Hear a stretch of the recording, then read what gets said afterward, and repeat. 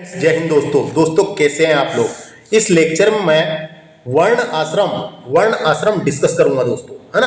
आपको जानकारी के लिए बता दूं, एमपीपीएससी की यूनिट नंबर 1 जो है भारत का इतिहास, उसमें संकल्पना और विचार हम डिस्कस कर रहे हैं दोस्तों। जो टॉपिक संकल्पना और विचार में लिख रखे हैं वो सारे टॉपिक हम डिस्कस कर रहे हैं दोस्तों। इस लेक्चर में वर्ण आश्रम डिस्कस करेंगे दोस्तों, हाँ। तो मेरे इस चैनल को सब्सक्राइब करके वीडियो को थोड़ा बहुत शेयर भी कर देने का है, अगर आप लोगों को लेक्चर पसंद आएगा तो। यह लेक्चर मेरे द्वारा डिस्कस किया जा रहा है। माय नेम इज क्या है, विक्रम खंडेलकर। आइए शुरू करते हैं दोस्तों। तो आपको बता दूं, वर्ण आश्रम हिंदू धर्म का एक व्यवस्था थी दोस्तों। ये हिंदू धर्म की एक व्यवस्था थी। यह व्यवस्था समाज को 4 वर्णों और 4 आश्रमों में बांटती थी। चार वर्णों और 4 आश्रमों में बांटती थी दोस्तों। समाज को विभाजित करने का अधिकार है एक प्रकार का, ये है ना। वर्ण जो है, वर्ण क्या है, तो वर्ण समाज को विभाजित करने का अधिकार है, जबकि आश्रम जीवन के चारों चरणों को दर्शाता है दोस्तों। कभी पूछा देखो, वर्ण आश्रम अलग अलग शब्द है वहां पे, तो वर्ण का मतलब क्या है, तो वर्ण का मतलब होता है समाज को विभाजित करने का आधार है वर्ण, है ना। और आश्रम का मतलब क्या है, जीवन के 4 चरण को दर्शाया गया है आश्रम में, जिसे वर्णाश्रम व्यवस्था कहा गया है। इसे वर्ण आश्रम या वर्ण आश्रम व्यवस्था कहा गया है। व्यक्ति के कर्तव्य और जिम्मेदारियों को तय करती है। ये व्यक्ति के कर्तव्य और उनके जिम्मेदारियों को तय करती है वर्ण और आश्रम दोनों चीजें, है ना। तो देखो यहाँ पे हम इसी हिसाब से पढ़ते हैं, उसके बाद मैं आपको आगे बताते चलूंगा और काम की चीजें जहां भी जो भी लगेगी तो, है ना। तो हिंदू सामाजिक संगठन में वर्ण श्रम व्यवस्था का अत्यंत महत्वपूर्ण योगदान रहा है। किसका? वर्ण श्रम व्यवस्था का अत्यंत महत्वपूर्ण योगदान रहा है। इसके अंतर्गत 2 प्रकार के संगठन थे, एक तो था वर्ण और दूसरा था आश्रम। एक तो था वर्ण और दूसरा तो था आश्रम दोस्तों। वर्ण किसको बोलेंगे अपन? समाज को विभाजित करने का अधिकार यानी आधार है ये दोस्तों। समाज को विभाजित करने का आधार था। और आश्रम क्या था, तो जीवन के 4 चरण को दर्शाता है आश्रम। जीवन के 4 चरण को आश्रम दर्शाता है। तो ये 2 संगठन थे दोस्तों, 2 प्रकार के संगठन थे। इसका संबंध मनुष्य की प्रकृति, इसका संबंध मनुष्य की किससे? प्रकृति से। इसका संबंध मनुष्य की प्रकृति का मतलब यहाँ पे क्या है दोस्तों? मनुष्य की प्रकृति यानी मनुष्य का स्वभाव से है। मनुष्य का स्वभाव, है ना।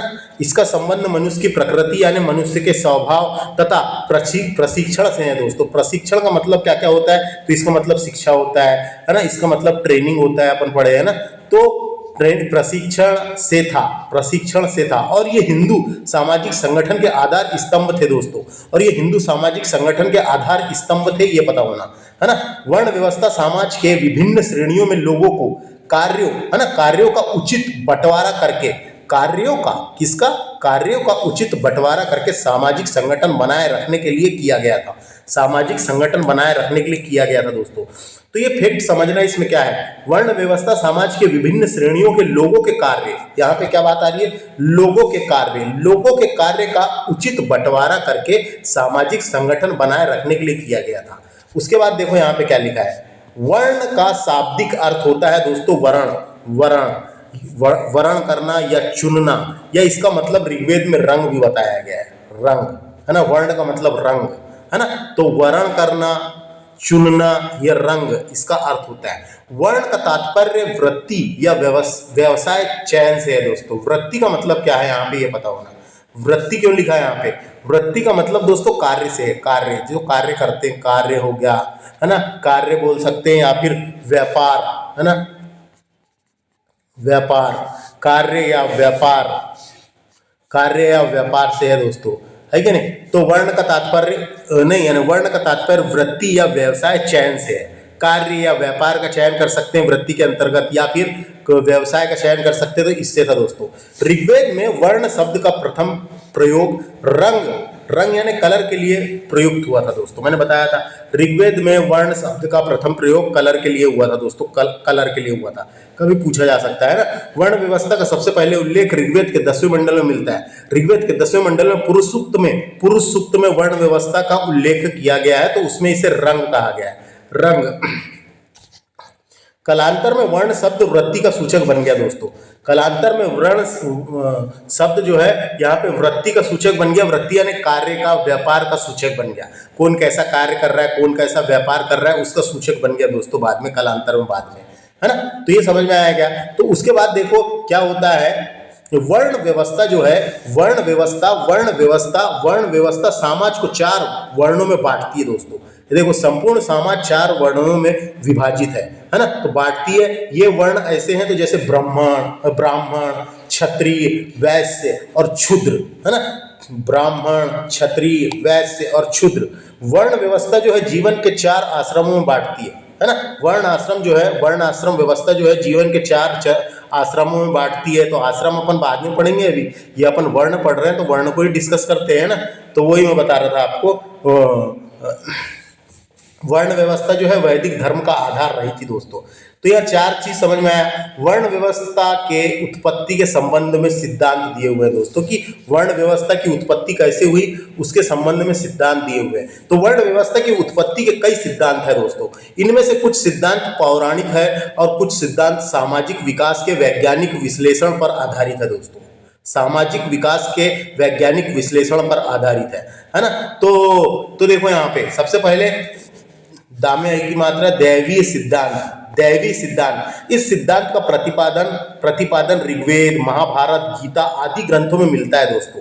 मनुस्मृति व पुराणों में भी वर्ण व्यवस्था की उत्पत्ति के दैवीय सिद्धांत का समर्थन किया है। दैवीय सिद्धांत का वर्णन मिलता है और इसका समर्थन भी किया गया है। तो ऋग्वेद के पुरुष सूक्त के अनुसार, तो मैंने बताया था अभी ऋग्वेद के पुरुष सूक्त में दिया हुआ है कि नहीं, वर्ण व्यवस्था का सबसे पहले उल्लेख ऋग्वेद के 10वें मंडल के पुरुष सूक्त में वर्ण व्यवस्था का उल्लेख मिलता है। तो उसी के अनुसार दोस्तों पुरुष सूक्त जो है, पुरुष सूक्त में बताया गया है कि ब्राह्मण जो है विराट पुरुष के मुख से उत्पन्न हुए हैं। ब्राह्मण जो है वो विराट पुरुष के मुख से उत्पन्न हुए हैं, है ना। ब्राह्मणों की उत्पत्ति के बारे में कई मान्यता है। जैसे ऋग्वेद के पुरुष सूक्त में कहा गया ब्राह्मणों की उत्पत्ति विराट पुरुष या ब्रह्मा के मुख से हुई है ना, ये कहा गया है दोस्तों। और दूसरी पुराणों में कुछ और बातें लिखी गई है। पुराणों के मुताबिक ब्राह्मणों की उत्पत्ति ब्रह्मा जी के मुख से हुई है, तो उसमें भी वही लिखा हुआ है, पुराणों में ब्रह्मा जी के मुख से, है ना, और ऋग्वेद में ही ब्रह्मा जी के मुख से। तो ये समझ में आया। दूसरा है क्षत्रिय जो है दोस्तों, इसकी उत्पत्ति विराट पुरुष के भुजाओं से उत्पन्न हुई है ना। कभी कहाँ से, भुजाओं से, ये याद रखना, पूछा जाता रहता है। भुजाओं से उत्पन्न हुई है, कहाँ से, भुजाओं से। तो अपन बोल सकते हैं दोस्तों इसमें क्या हुआ था,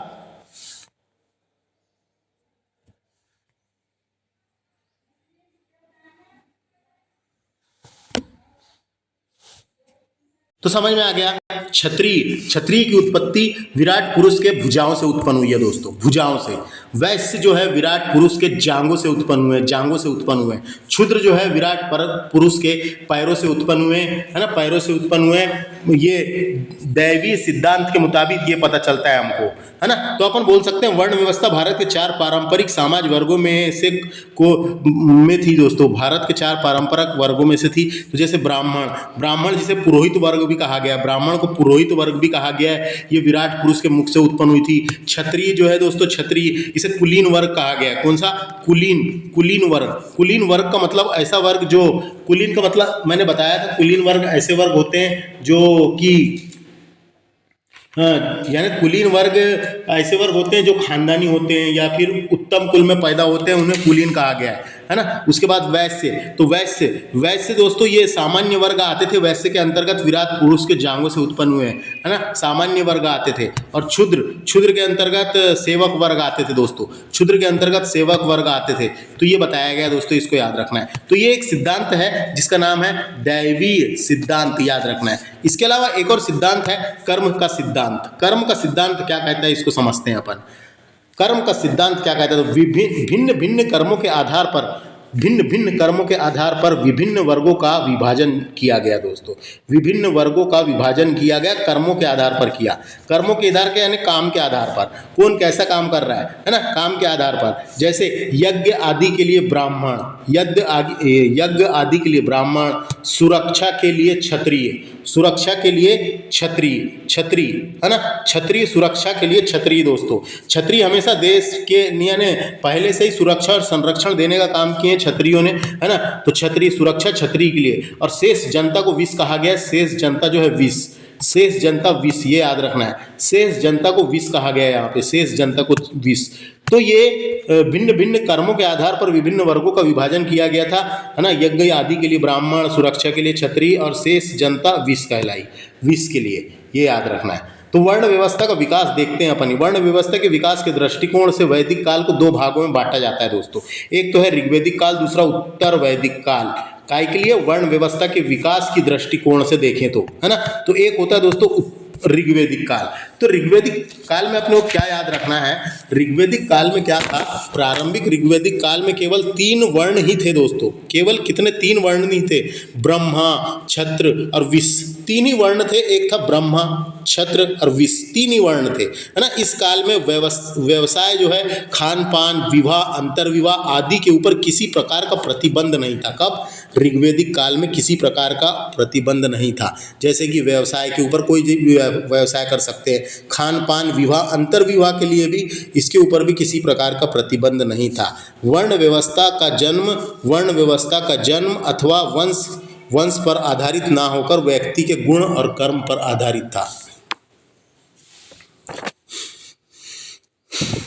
वंश पर आधारित ना होकर व्यक्ति के कर्म और गुण पर आधारित था दोस्तों ऋग्वैदिक काल में।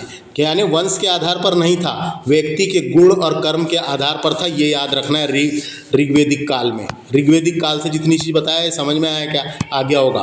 उत्तर वैदिक काल की बात करते हैं। उत्तर वैदिक काल में ब्राह्मण और क्षत्रिय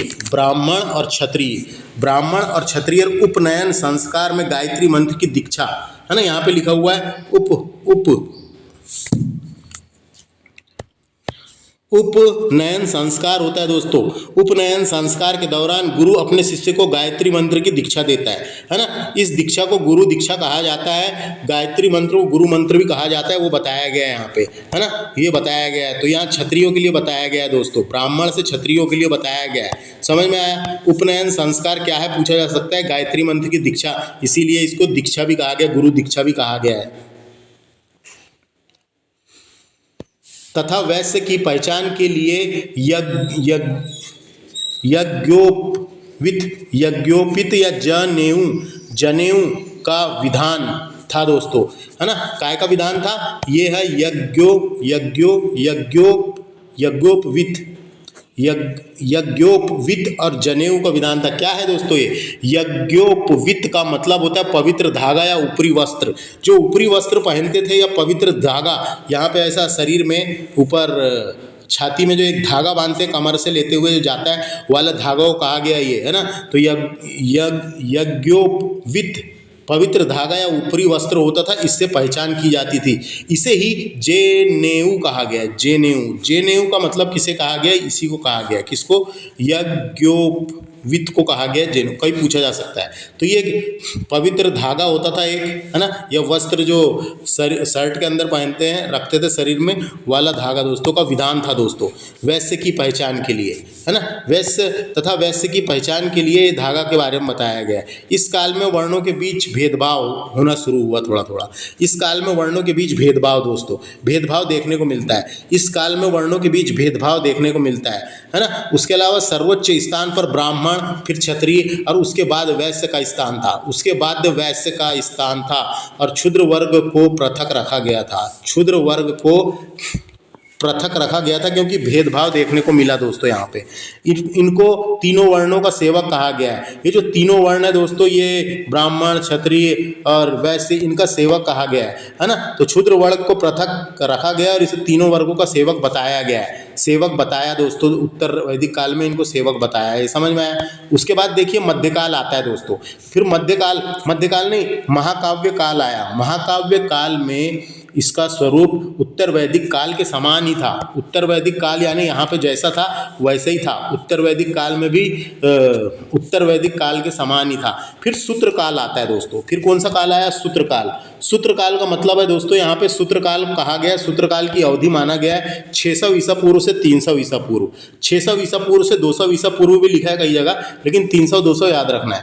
600 ईसा पूर्व से 200 ईसा पूर्व इसकी अवधि बताया गया, इसे सूत्रकाल कहा गया है ना। इस दौरान ज्ञान के कई क्षेत्रों में सूत्रों का एक बड़ा संग्रह निकला दोस्तों। सूत्र का मतलब किसी बड़ी बात को संक्षिप्त रूप से बताया गया इसमें, है ना, संक्षिप्त रूप से समझाया गया, उसे ही कहा गया है। सूत्रों में गौतम सूत्र सबसे पुराना माना जाता है, तो गौतम सूत्र की रचना भी हुई इसी टाइम पे और सूत्र काल से हमको जानकारी मिली। तो सूत्र काल में क्या होता है, किसी चीज का स्पष्टीकरण किया गया दोस्तों। देखो इसी काल में वर्ण व्यवस्था को सुनिश्चित आधार प्रदान किया गया था, सुनिश्चित आधार प्रदान किया गया था ना, उसका स्पष्टीकरण किया गया और उसका सुनिश्चित आधार प्रदान किया गया था दोस्तों, है ना। जिस है ना, स्पष्टीकरण किया गया यानी सुनिश्चित आधार प्रदान किया गया तथा प्रत्येक वर्ण के कर्तव्यों का निर्धारण किया गया। उनके कर्तव्य क्या होंगे बताया गया उनका, कि उनके कर्तव्य क्या होंगे, उनके काम क्या होंगे, उनके कर्तव्य का निर्धारण किया गया। राजा को सलाह दी गई कि वह वर्ण धर्म की रक्षा करे। राजा को ये सलाह भी दी गई कि वह वर्ण धर्म जो है, वर्ण धर्म की रक्षा करे करके, ये जो वर्ण बना हुआ है, वर्ण से रिलेटेड जो धर्म बना हुआ है, इसकी रक्षा करे, राजा को सलाह भी दी गई। उच्च नीच की भावना का विकास यहीं से शुरू होता है दोस्तों। ऊंच नीच की भावना का विकास शुरू होता है, भावना का विकास हुआ यहीं पे, कब, सूत्रकाल में ही ऊंच और नीच की भावना का विकास हुआ दोस्तों। उसके बाद क्या आता है, स्मृति काल आता है। उसके बाद क्या आता है, स्मृति काल आता है। तो स्मृति काल में मनुस्मृति में वर्ण व्यवस्था का स्पष्ट निर्धारण मिलता है दोस्तों। स्पष्ट निर्धारण किया गया, 4 वर्णों के अतिरिक्त बहुसंख्यक वर्ण संस्कार जातियां उत्पन्न हुई दोस्तों। बहुसंख्यक वर्ण संस्कार का मतलब क्या है, वर्ण संस्कार का मतलब होता है जैसे कोई लड़का किसी जाति का और लड़की किसी जाति की, ये दोनों से जो संतान हुई दोस्तों, उसे ही कहा गया, ये दोनों से जो संतान हुई तो उसे ही कहा गया बहुसंख्यक वर्ण संस्कार जातियां उत्पन्न हुई, है ना। तो कई जातियां ऐसी उत्पन्न हुई, तो ये बताया गया यहाँ पे, वो जातियां के बारे में रखा गया है।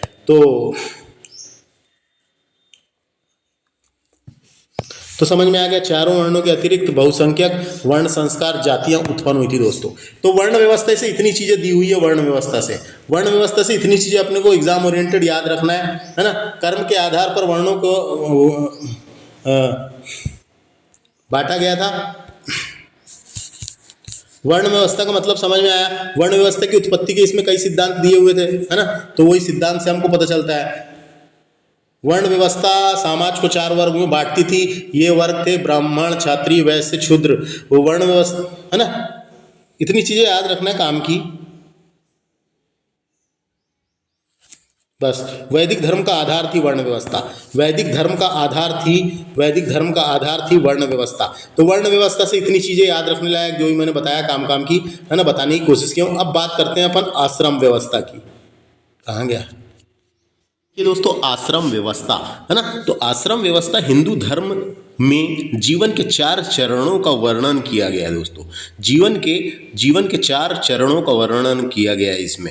यह एक नैतिक और मानसिक व्यवस्था होती है, यानी यह एक नैतिक और मानसिक व्यवस्था है। इस व्यवस्था में व्यक्ति को अपनी उम्र के हिसाब से अलग अलग दायित्वों का पालन करना होता है। आश्रम व्यवस्था का मकसद व्यक्ति में मानवीय गुणों का विकास करना और उसे समाज में स्थायी बनाना था दोस्तों, स्थायी बनाना था, है ना। तो आश्रम व्यवस्था के 4 चरण बताए गए हैं, जिसमें से एक होता है ब्रह्मचर्य आश्रम, गृहस्थ आश्रम, वनप्रस्थ आश्रम, संन्यास आश्रम। उसको अपन पढ़ेंगे धीरे धीरे एक करके। पहले ये फैक्ट देखिए, आश्रम शब्द की उत्पत्ति श्रम धातु से हुई है दोस्तों, जिसका अर्थ होता है परिश्रम या प्रयास। जिसका अर्थ क्या होता है, परिश्रम करना या प्रयास करना, है ना। मूल्यता आश्रम जीवन की यात्रा में एक विश्राम स्थल का कार्य करता है। यहाँ क्या लिखा है, मूल्यता आश्रम जीवन की यात्रा में विश्राम स्थल का कार्य करता है, जो आश्रम होता है। आश्रम व्यवस्था की उत्पत्ति देखेंगे अपन तो रिज डेविड्स के अनुसार आश्रमों का प्रचलन बुद्ध के बाद, कब, बुद्ध के बाद हुआ इसका प्रचलन, और त्रिपिटक की रचना के पश्चात हुआ। त्रिपिटक की रचना के पश्चात हुआ। पश्चात का मतलब यहाँ पे आ गया बाद में हुआ, है ना, बाद में हुआ,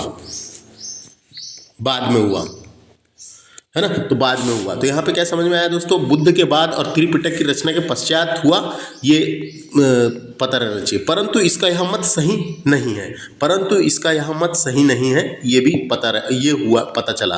तो ये समझ में आया ये वाला फैक्ट। उसके बाद देखिए, सर्वप्रथम चारों आश्रमों का उल्लेख कहाँ मिलता है? जबालो उपनिषद में से प्राप्त होता है दोस्तों। डायरेक्ट क्वेश्चन आ सकता है अपने को, क्वेश्चन यही पूछा जाते रहता है कि सर्वप्रथम चारों आश्रमों का उल्लेख कहाँ मिलता है? तो कहाँ मिलता है? चारों आश्रमों की बात हो रही है, चारों आश्रमों का उल्लेख जबालो उपनिषद में मिलता है। कहाँ मिलता है? जबालो उपनिषद में मिलता है। वो चारों आश्रम, ब्रह्मचर्य आश्रम, गृहस्थ आश्रम, वानप्रस्थ आश्रम, संन्यास आश्रम, ये चारों आश्रमों का उल्लेख यहाँ से हमें प्राप्त होता है ना। छंदोग्य उपनिषद जो है दोस्तों, छंदोग्य उपनिषद में 3 आश्रम के बारे में आपको जानकारी मिली है। एक तो ब्रह्मचर्य, गृहस्थ और वनप्रस्थ आश्रम का उल्लेख किया गया है। तो छंदोग्य उपनिषद में 3 आश्रम की जानकारी मिली है और जबालो उपनिषद से चारों आश्रमों का उल्लेख मिला है। 4 आश्रम दोस्तों तथा उनके कर्तव्य यहाँ देखेंगे अपन। तो हिंदू धर्म शास्त्र में मनुष्य की आयु 100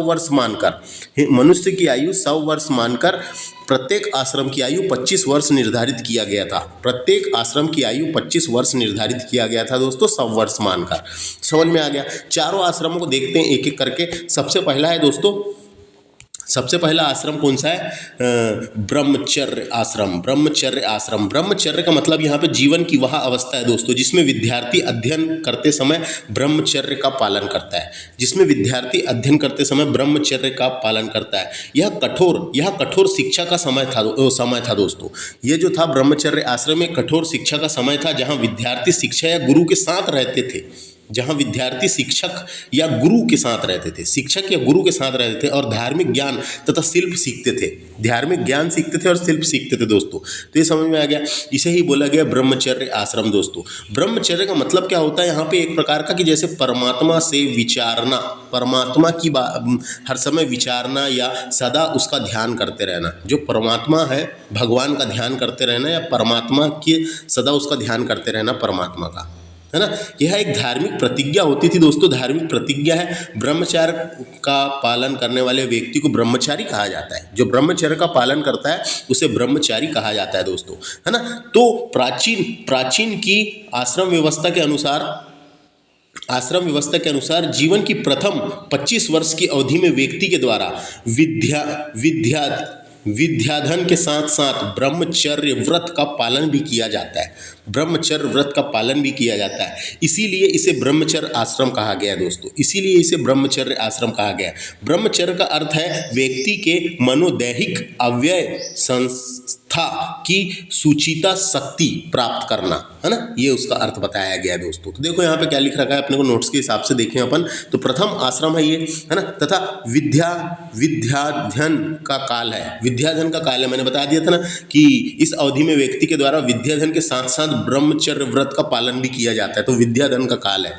इस आश्रम का प्रारंभ कहाँ से होता है? तो उपनयन संस्कार से होता है दोस्तों। उपनयन संस्कार से होता है। उपनयन संस्कार में गायत्री मंत्र की दीक्षा भी दी जाती है दोस्तों। गुरु के द्वारा शिक्षक को गायत्री मंत्र की दीक्षा भी दी जाती है, जिसे दीक्षा संस्कार भी कहा गया है दोस्तों, है ना। और उपनयन संस्कार में यज्ञोपवीत, है ना, यज्ञोपवीत भी पहनाया जाता है दोस्तों। इसे जो पहनाते हैं इसे ये भी बोलते हैं जनेऊ। इसे जनेऊ कहा जाता है। ये क्या होता है जनेऊ? तो ये एक प्रकार का शरीर के ऊपर धागा, जो शरीर के ऊपर धागा या वस्त्र होता है दोस्तों, जो इसकी पहचान होती है, जो उसकी पहचान होती है कि ये व्यक्ति ब्रह्मचर्य का पालन कर रहा है। तो उसके ऊपर या तो वैसे वस्त्र पहनता है वो, या फिर एक शरीर में होते हुए, कमर से होते हुए एक धागा पहन के रखता है ना। जो ब्रह्मचर्य का पालन करते हैं तो उसको बताया गया है। तो कभी पूछा जा सकता है उसको क्या कहते हैं, जनेऊ या यज्ञोपवीत,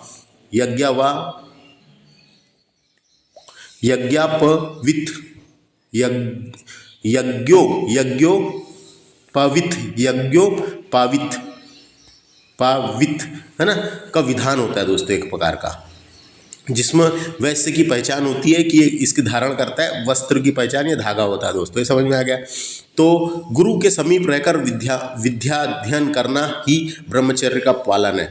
बालकों की दिनचर्या अत्यंत कठोर और पवित्र होती है दोस्तों। इस टाइम पे गुरु सेवा व शिक्षा निवृत्ति द्वारा जीवन निर्वाह किया जाता है। इसमें गुरु सेवा, गुरु की सेवा करते हैं, व भिक्षा निवृत्ति द्वारा जीवन निर्वाह किया जाता है। धार्मिक शिक्षा प्रमुख रूप से दी जाती है। इसमें ब्रह्मचारी दो प्रकार के होते हैं दोस्तों। ब्रह्मचारी भी दो प्रकार के होते हैं। एक तो होता है कौन सा, एक का नाम होता है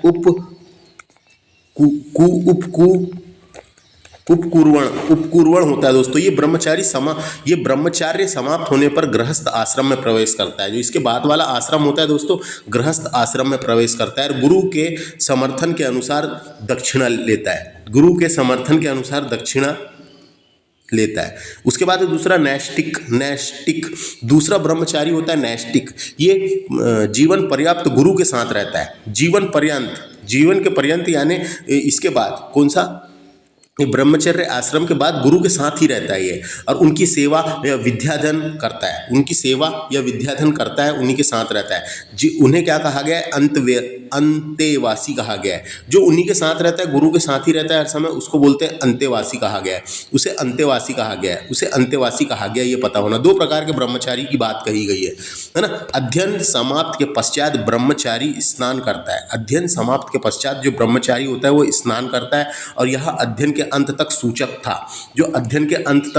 जब तक कि अध्ययन समाप्त नहीं होता, ये स्नान करते रहते हैं अध्ययन समाप्त होने के पश्चात। उसके बाद वह स्नातक कहलाता है दोस्तों। स्नातक है ना, यानी ग्रेजुएशन की। जो ब्रह्मचर्य आश्रम पूर्ण करने के बाद वो स्नातक कहलाता था। स्नातक यानी स्नातक कर लिया उसने या ग्रेजुएशन कर लिया, वो कहलाता था दोस्तों। ब्रह्मचर्य की अवधि होती थी प्रायः 12 वर्ष तक होती थी दोस्तों। ब्रह्मचर्य की अवधि 12 वर्ष तक होती थी। 25 वर्ष बताई गई है ब्रह्मचर्य आश्रम की अवधि, लेकिन ब्रह्मचर्य की अवधि कब तक के 12 वर्ष की होती थी दोस्तों। ब्रह्मचर्य की अवधि 12 वर्ष की होती थी, और ब्रह्मचर्य आश्रम की 25-25 सबको चारों में बांटे थे 100 साल, है ना। तो ये समझ में आ गया। तो यहाँ से इतना ही, ब्रह्मचर्य आश्रम से इतनी चीज़ें याद रखना है। अब देखते हैं गृहस्थ आश्रम दोस्तों। गृहस्थ आश्रम क्या है, तो गृहस्थ आश्रम हिंदू आश्रम प्रणाली में जीवन का दूसरा चरण है दोस्तों। ये दूसरा चरण है। पहला ब्रह्मचर्य आश्रम, दूसरा गृहस्थ आश्रम। इसमें गृहस्थ अवस्था के रूप में भी जीना जाता है। इसमें गृहस्थ अवस्था के रूप में जीते हैं दोस्तों। गृहस्थ शब्द संस्कृत से आया है, जिसका मतलब होता है वहाँ जो घर में रहता हो। गृहस्थ का मतलब है संस्कृत से आया है, वहाँ जो घर में रहता है ना। तो गृहस्थ आश्रम के दौरान क्या क्या होता है, तो गृहस्थ आश्रम के दौरान जैसे कि लोग शादी करते हैं, लोग बच्चे पैदा करते हैं, उनका पालन पोषण करते हैं, लोग जीविका कमाने के लिए काम भी करते हैं, लोग समाज में योगदान देते हैं, लोग जीवन के 4 लक्ष्यों का पीछा करते हैं, जैसे धर्म, अर्थ, काम और मोक्ष का, इनका भी पीछा करते हैं। परिवार, समाज और स्वयं के प्रति कर्तव्यों का निर्वहन करते हैं। दूसरों को जीवन जीने के लिए यानी दूसरों को जीवित रखने के लिए भोजन और धन का उत्पादन भी करते हैं। संतानों के माध्यम से मानव जाति को जारी रखते हैं दोस्तों। उसे कहा गया गृहस्थ। देखो यहाँ पे पढ़ते हैं अपन। ब्रह्मचर्य के बाद गृहस्थ आश्रम जिसकी उम्र 25 से 50 बताई गई है, ये याद रखना है। जिसकी उम्र 25 से 50 मानी गई है, ये इंपॉर्टेंट है ना। इस आश्रम में रहकर मनुष्य त्रिवर्ग अर्थात धर्म, अर्थ और काम करता है। अर्थात धर्म का पालन भी करता है, अर्थ का और काम करता है दोस्तों। तो इसमें क्या बोला गया है कि लोग जीवन के 4 लक्ष्यों का पीछा करते हैं, है ना। वहाँ पे लोग गृहस्थ आश्रम में पर लोग जीवन के 4 लक्ष्यों का पीछा करते हैं। एक तो धर्म हो गया, दूसरा अर्थ, तीसरा काम और चौथा मोक्ष। 4 आश्रमों का पीछा करते, 4 लक्ष्यों का पीछा करते हैं, मोक्ष, है ना। ये एक साथ उपयोग करते हुए मोक्ष की प्राप्ति करते हैं। एक साथ, ये तीनों का एक साथ उपयोग करते हुए मोक्ष की प्राप्ति करते हैं, यानी कि एक साथ तीनों का उपयोग करते हुए मोक्ष की प्राप्ति करते हैं। तो त्रिवर्ग का मतलब यहाँ पे क्या है, धर्म, अर्थ, काम से है, और मोक्ष चौथा है ना। विभिन्न संस्कारों का अनुष्ठान इसी आश्रम में हुआ था दोस्तों। विभिन्न संस्कारों का अनुष्ठान इसी आश्रम में हुआ था। इसी आश्रम में हुआ था, इसी आश्रम में हुआ था। इस प्रकार से बताया गया हमको कि हिंदू धर्म में कुल 16 संस्कार थे करके बताया गया। यहीं पे हुआ था संस्कारों का अनुष्ठान, विभिन्न संस्कारों का अनुष्ठान इसी आश्रम में हुआ था। और हिंदू धर्म में 16 संस्कार होते हैं दोस्तों। 16 संस्कार को षोडश संस्कार भी कहा जाता है, क्योंकि षोडश से निकला है 16, षोडश से निकला है 16 संस्कार कहा जाता है। ये संस्कार जो है, ये संस्कार गर्भधान से लेकर अंत्येष्टि तक किए जाते हैं दोस्तों, है ना। यानी गर्भधान, जैसे बच्चा जब गर्भ में आता है तो गर्भधान से लेकर जो अंतिम संस्कार है वहां तक के पूरे 16 संस्कार बताए गए हैं। इस संस्कारों का पालन करना हर व्यक्ति का मुख्य कार्य होता है। जैसे गर्भधान संस्कार होता है ना, उसके अलावा और कई सारे संस्कार होते हैं। 16 संस्कारों की जानकारी हमें हिंदू धर्म में मिलती है। हिंदू धर्म के कुल 16 संस्कार है। संस्कारों को पालन आयु आरोग्यता मिलती है इससे, और मनुष्य पाप और अज्ञान से दूर रहकर इन 16 संस्कारों का पालन करता है दोस्तों। संस्कारों की संख्या कितनी करके पूछा जा सकता है, 16 है ना। तो उसमें से कुछ संस्कारों के बारे में यहाँ लिख रखा है, 16 के 16 नहीं लिखे हैं, कुछ लिखे हैं इंपॉर्टेंट वाले। एक होता है ऋण संस्कार। गृहस्थ आश्रम में ही मनुष्य ऋण से मुक्ति प्राप्त कर सकता है। गृहस्थ आश्रम में ही मनुष्य ऋण से मुक्ति प्राप्त कर सकता है, जिसका विधान धर्मशास्त्रों में दिया गया है, जिसका विधान धर्मशास्त्रों में दिया गया है। ऋण के प्रकार बताए गए हैं। तो शतपथ ब्राह्मण के अनुसार निम्न तीन ऋण होते हैं। एक तो होता है देव ऋण, दूसरा होता है ऋषि ऋण जिसे ही गुरु ऋण कहा गया है, और एक होता है पितृ ऋण। ये किसके अनुसार, शतपथ ब्राह्मण के अनुसार। अन्य ऋण देखेंगे अपन तो मनुष्य ऋण होता है, एक अतिथि ऋण भी होता है, भूत ऋण भी होता है दोस्तों, भूत ऋण, और एक देव ऋण होता है। तो देखो ये तीन जो बताया गया है शतपथ ब्राह्मण के अनुसार, उसको यहाँ पे लिख रखा है। देव ऋण जो है जन्म के साथ ही यह ऋण चढ़ जाता है ना। देवी देवताओं की कृपा के प्रति कृतज्ञता के लिए किया जाता है, से उतारा जाता है देव ऋण है ना। देव ऋण देवी देवताओं की कृपा के प्रति कृतज्ञता के लिए किया जाता है, से उतारा जाता है, देव ऋण चढ़ जाता है। तो समझ में आ गया, जन्म के साथ ही ऋण चढ़ जाता है ना। और देवी देवता की पूजा और उनकी कृपा से फिर इसको उतार सकते हैं ये ऋण को। दूसरा है गृहस्थ आश्रम में धर्म की बात करते हैं। तो कौटिल्य की अर्थशास्त्र के अनुसार धर्म के अनुकूल जीविकोपार्जन करना, है ना, विधि पूर्वक विवाह करना, विवाहित पत्नी से ही संपर्क रखना, देवता और पितरों की पूजा करना, ये सब बताया गया है दोस्तों। ये गृहस्थ आश्रम में ये काम करते थे, कौटिल्य की अर्थशास्त्र में हमको मिला है। मनुस्मृति के अनुसार गृहस्थ के 10 धर्म बताए गए हैं। मनुस्मृति के अनुसार गृहस्थ के 10 धर्म बताए गए हैं दोस्तों। 10 धर्म कौन से हैं यहाँ पे लिखे हुए हैं। एक तो धृति, दूसरा क्षमा, दम, आस्तेय, शौच, इंद्रिय और निग्रह, है ना, ज्ञान, विद्या, सत्य, क्रोध ना करना, ये सब 10 धर्म बताए गए हैं दोस्तों, है ना। धर्म के 10 लक्षण बताए गए हैं, जैसे कि धैर्य बताया गया है, धैर्य के बारे में, क्षमा के बारे में बताया गया है। ये धृति का मतलब धैर्य भी होता है, क्षमा के बारे में, है ना। और ये दम का मतलब संयम के बारे में बताया गया है ना। आस्ते का मतलब होता है यहाँ पे, आस्ते का मतलब जैसे कि आस्ते का मतलब चोरी ना करना, है ना, चोरी ना करना। शौच का मतलब स्वच्छता से है, स्वच्छता रखना, है ना। इंद्रिया का मतलब इंद्रियों को वश में रखना, ये बताया गया है ना। और इंद्रियों को बस में रखना ये बताया गया है। बुद्धि के बारे में बताया गया है, ज्ञान यानी बुद्धि। ये इंद्रिय निग्रह का मतलब है इंद्रियों को बस में रखना। ज्ञान के बारे में बताया गया, ज्ञान का मतलब यहाँ पे बुद्धि से। दूसरा विद्या के बारे में बताया गया कि विद्या जरूरी है। तीसरा बताया गया सत्य के बारे में बताया गया, सत्य के बारे में कि सत्य, और क्रोध न करना के बारे में बताया गया, क्रोध न करना के बारे में। इस प्रकार के 10 गृहस्थ के 10 धर्म बताए गए हैं दोस्तों, है ना। उपयुक्त ऋणों से मुक्ति के बाद ही इंसान मोक्ष की प्राप्ति होती है।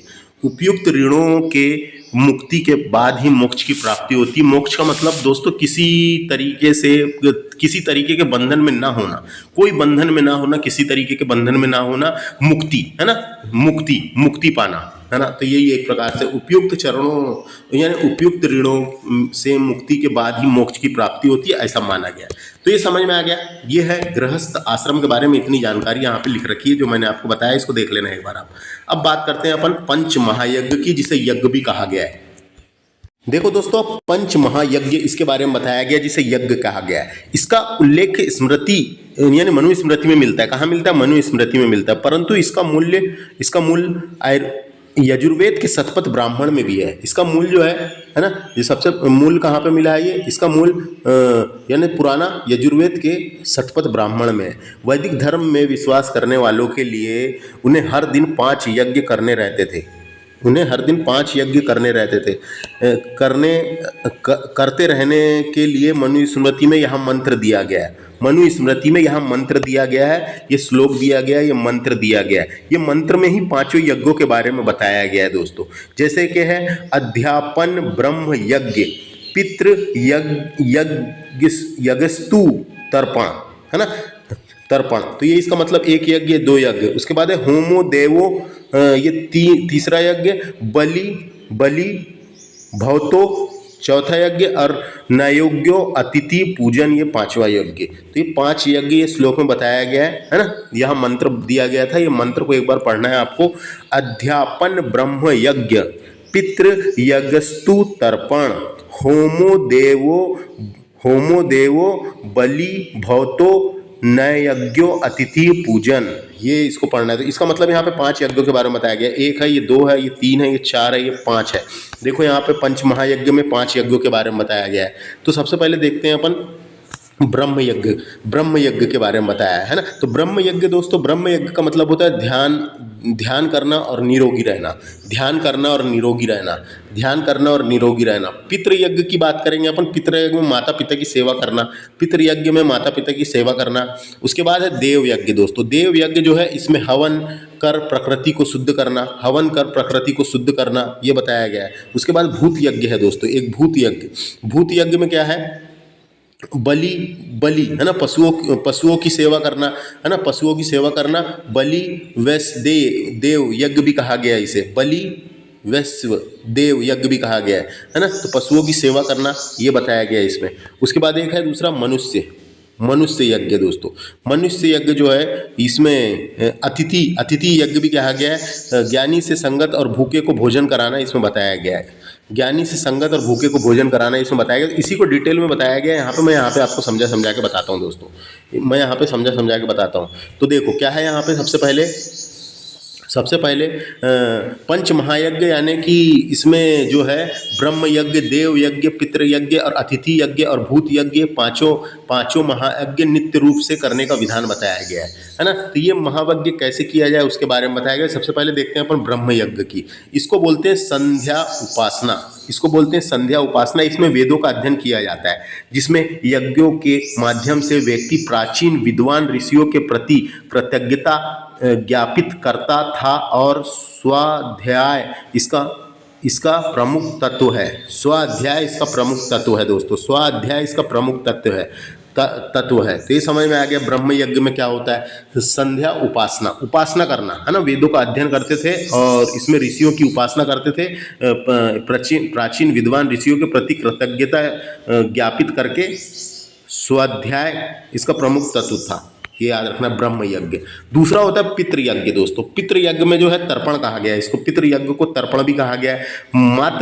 मात्र पिताओं की शांति हेतु यज्ञ करना, माता पिता की शांति के लिए यज्ञ करना, जिसको पितरों का तर्पण भी कहा गया है, श्राद्ध और आदि किया जाता है। इसी के टाइम पे श्राद्ध किया जाता है, जिसके माता पिता नहीं रहे तो उनको याद करने के लिए, उनका तर्पण करने के लिए, उनकी शांति के लिए उनको फिर से याद करके उनको याद किया जाता है और पकवान बना के श्राद्ध किए जाते हैं। तो वो बताया गया, श्राद्ध की विधि बताई गई है यहाँ पे, है ना।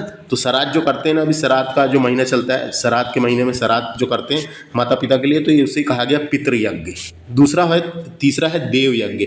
देव यज्ञ में हवन करते हैं दोस्तों। इसमें देवी देवताओं की पूजन करते हैं, बलि देते हैं, घृत आदि के हवन आदि किए जाते हैं। जैसे मान्यता थी कि व्यक्ति को भौतिक सुख देवताओं की अनुकंपा से प्राप्त होती है ना। व्यक्तियों को जो भौतिक सुख है वो देवताओं की अनुकंपा से, अनुकंपा का मतलब दया, है ना, अनुकंपा से प्राप्त होती है ना। तो ये देव यज्ञ है। उसके बाद है एक दूसरा भूत यज्ञ बलि। ये कभी पूछा जा सकता है। इसमें समस्त प्राणियों को बलि प्रदान की जाती है दोस्तों। इसमें समस्त प्राणियों को बलि प्रदान की जाती है। बलि भाग को अग्नि में ना डालकर सभी दिशाओं में रख दिया जाता है, ताकि सभी प्राणी उसे ग्रहण कर सके, ये समझना है। है ना, ये समझना है। तो भूत यज्ञ का मतलब है असहाय प्राणियों जैसे कुत्ता, चींटी, कीट, गरीब, बीमार आदि को गृहस्थ के रूप में भोजन उपलब्ध कराना, गृहस्थ के रूप में भोजन उपलब्ध कराना, उसे ही कहा गया भूत यज्ञ। तो इसमें बलि वाली बात कही गई है, प्राणियों की बलि, ये याद रखना, पूछा जा सकता है। आखिरी है मनुष्य या अतिथि यज्ञ, मनुष्य या अतिथि यज्ञ। इसमें निस्वार्थ भाव से देश, धर्म और समाज उपयोगी कार्यों में लगे विद्वानों और परोपकारी सन्यासियों की भोजन और धन आदि के द्वारा सेवा करना है, आदि के द्वारा सेवा करना है दोस्तों, आदि के द्वारा सेवा करना है। इसमें आगंतुक अतिथियों का सेवा सत्कार किया जाता है। जो अतिथि होते हैं दोस्तों, अतिथियों का सेवा सत्कार किया जाता है तथा अतिथियों की यथाशक्ति सेवा और उनको भोजन प्रदान भी किया जाता है। प्रत्येक गृहस्थ का परम कर्तव्य है ये, प्रत्येक गृहस्थ का परम कर्तव्य है, ये याद रखना है। तो ये इतने 5 प्रकार के यज्ञों के बारे में बताया गया। ब्रह्म यज्ञ, पितृ यज्ञ, देव यज्ञ, भूत यज्ञ, इसे ही मनुष्य यज्ञ या अतिथि यज्ञ कहा गया, ये पता होना है ना, ये पता होना। तो इतना समझ में आया। उसके बाद देखो इतनी चीजें थी पंचयज्ञ से रिलेटेड, पंचयज्ञ से रिलेटेड इतनी चीजें लिखी है। अब देखते हैं नेक्स्ट, जिसका नाम है क्या, वनप्रस्थ आश्रम। वनप्रस्थ आश्रम के बारे में देख लेते हैं जल्दी से। वनप्रस्थ आश्रम हिंदू धर्म के 4 आश्रमों में से एक है, ये तो आपको पता ही है, 4 आश्रम के में से एक है। यह आश्रम जीवन के 4 उद्देश्यों को पूरा करने के लिए बनाया गया था, है ना। वनप्रस्थ आश्रम में रहने का मतलब है समाज से दूर रहकर अपने कल्याण के लिए काम करना, समाज से दूर रहकर अपने कल्याण के लिए काम करना। वनप्रस्थ आश्रम में रहने वाले लोग अपने सामाजिक उत्तरदायित्वों से मुक्त हो जाते हैं दोस्तों, सामाजिक उत्तरदायित्वों से मुक्त हो जाते हैं, है ना। और वनप्रस्थ आश्रम में रहने वाले लोग अपने कल्याण के लिए देश, तन और समाज के लिए काम करते हैं दोस्तों। तो देखो यहाँ पे, है ना, इसमें प्रकृति की सेवा और सामाजिक जीवन से जुड़े कार्यों, देखो यहाँ पे यहीं के हिसाब से पढ़ देता हूँ मैं आपको। गृहस्थ आश्रम के बाद वनप्रस्थ आश्रम में प्रवेश किया जाता है। इसमें कुल ग्राम को छोड़कर वन में निवास करते हैं, इसलिए इसका नाम वनप्रस्थ आश्रम है दोस्तों, वानप्रस्थ आश्रम, है ना। वनप्रस्थ ही बोलते हैं, इंग्लिश में WAN लिखते हैं, WAN, तो वनप्रस्थ आश्रम, है ना। तथा इंद्रियों पर नियंत्रण रखा जाता है, इंद्रियों को कंट्रोल किया जाता है, जो मनुष्य की इंद्रियां हैं उसको कंट्रोल किया जाता है, तो उसमें नियंत्रण रखा जाता है। कुछ ग्रंथों में वनप्रस्थ के लिए वैश्वानस शब्द का प्रयोग किया गया दोस्तों। वनप्रस्थ के लिए, वानप्रस्थ या वनप्रस्थ के लिए वैश्वानस शब्द का प्रयोग किया गया, वैश्वानस शब्द का प्रयोग किया गया है, वैश्वानस शब्द का प्रयोग किया गया है ना दोस्तों। इसको वनप्रस्थ वेनप्रस्थ क्यों बोल रहा हूं मैं, काहे कि देखो इंग्लिश में ऐसा लिखा रहता है वनप्रस्थ, PRASTH, प्रस्थ, वनप्रस्थ या वानप्रस्थ, WAN, वानप्रस्थ आश्रम। इसकी आयु 50 से लेके 75 वर्ष तक रहती है, इसकी आयु 50 से लेके 75 वर्ष तक रहती है। यदि इसके नियमों का पालन करते हुए मृत्यु हो जाती है तो वह मोक्ष प्राप्त हो जाता है। यदि इसके नियमों का पालन करते हुए मृत्यु हो जाती है तो मोक्ष को प्राप्त होता है, तो वह मोक्ष को प्राप्त होता है। ये है दोस्तों वनप्रस्थ आश्रम, वानप्रस्थ आश्रम। नेक्स्ट है संन्यास आश्रम, लास्ट संन्यास आश्रम। यह आश्रम जहाँ सांसारिक बंधनों से मुक्त होकर निष्ठान भाव से प्रभु का निरंतर स्मरण किया जाता है दोस्तों। इसमें प्रभु का यानी ईश्वर का निरंतर स्मरण किया जाता है। संन्यास आश्रम में रहने वाले व्यक्ति को परमेष्ठी या योगी कहा जाता है दोस्तों। इसको रहने वाले व्यक्ति को क्या कहते हैं, परमेष्टिक या योगी कहा जाता है, योगी कहा जाता है। संन्यास आश्रम में प्रवेश करने के लिए संस्कार करना पड़ता है दोस्तों। देखो यहाँ पे क्या लिखा है, वानप्रस्थ के बाद यहाँ अंतिम संस्कार है, या के बाद यहाँ अंतिम संस्कार नहीं है, अंतिम आश्रम है दोस्तों। संन्यास आश्रम का मूल्य लक्ष्य मोक्ष की प्राप्ति और जीवन निर्वाह के लिए वह दिन में एक बार भिक्षा मांग सकता है, जीवन निर्वाह के लिए वह दिन में एक बार भिक्षा मांग सकता है दोस्तों, है ना। वह ग्राम में 1 रात व नगर में 5 रातों ठहर सकता है। वह ग्राम में यानी गांव में 1 रात, और जो नगर है बड़े नगर उसमें 5 रातों तक ठहर सकता है। क्वेश्चन आ सकता है कितने रातों तक ठहरने का प्रावधान दिया गया, 5 रातों तक के, है ना। इसकी अवस्था 75 से 100 वर्ष रखी गई है, इसकी अवस्था 75 से 100 वर्ष। कठोर तपस्या के पश्चात नाश होता है, इसमें कठोर तपस्या के पश्चात पापों का नाश होता है। चारों आश्रमों का विधान केवल द्विज के लिए था। चारों आश्रमों का विधान केवल किसके लिए था? द्विज के लिए था, जबकि क्षुद्रों के लिए केवल गृहस्थ आश्रम बनाया गया। दोस्तों गृहस्थ आश्रम बनाया गया, द्विज के लिए था। द्विज का मतलब क्या है? यहाँ पे द्विज के लिए था। तो चारों आश्रमों का विधान बताया गया। तो चारों आश्रमों का विधान किसके लिए था? केवल द्विज के लिए था।